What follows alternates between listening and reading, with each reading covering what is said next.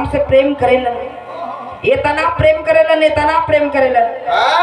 ए master जौने का मरद तो बताओ बड़ाई मेहरारू बतियाओ थे जौने का मरद प्रेम करत हो और वो बेचारी कहो ठेकेदार साहब भैया वो मेहरारू के कर बड़ाई बतियावी जो बंटी बबली मार के 2 3 गो या के बल भर बेचारी के मारता वो बताओ ओ करे दिन का दर्द के सुनी क्यों सुने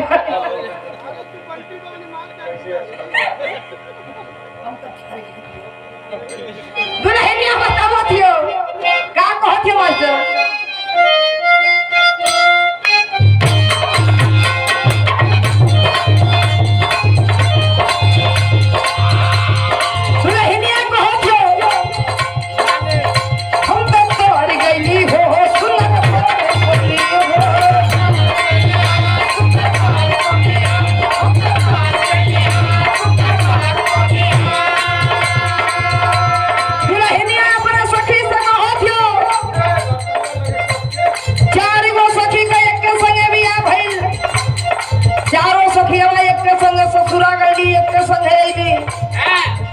कहीं जगह बैठल है सखी उससे पूछत है कि काहे सखी तुहार जाने कैसन हन वो एक सखी आप पूछत है कि काहे सखी तुहार जाने कैसन हन एगो सखी हवा कहत है कि ये सखी हम तो गईली तो दूसरी दिन झोला बोरा लेके चल गए लुधियाना कमाए दूसर की कहत हो ए सखी हम का बताई सुहाग रात जब के लोग पहला के जीवन में एक बार आवेला एकर माटी लगो एगो सीसी मारत मारत कोई गो मार के आई खटिया के नीचे सूत गई धोती में खागा फसा दूसर की सखीवा कहत हो ए सखी हमार जिंदगी संवर गई दूसर की पूछत थी तीसर की पूछत है कि काहे सखी कैसे तुम बतावो थियो का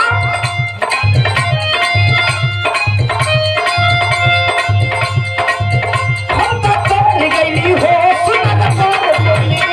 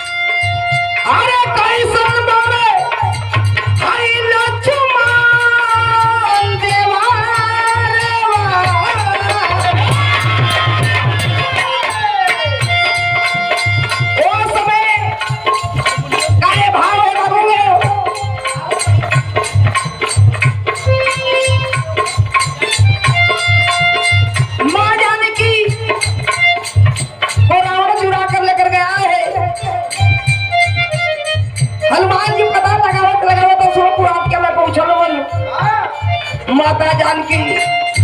जी हनुमान जी से पूछा थे कि हनुमान हमारे प्रभु कैसे हमन हमारे बबुआ लक्ष्मण कैसे हमन। माता जी माई जानकी पूछा थे, क्या पूछा थी मास्टर?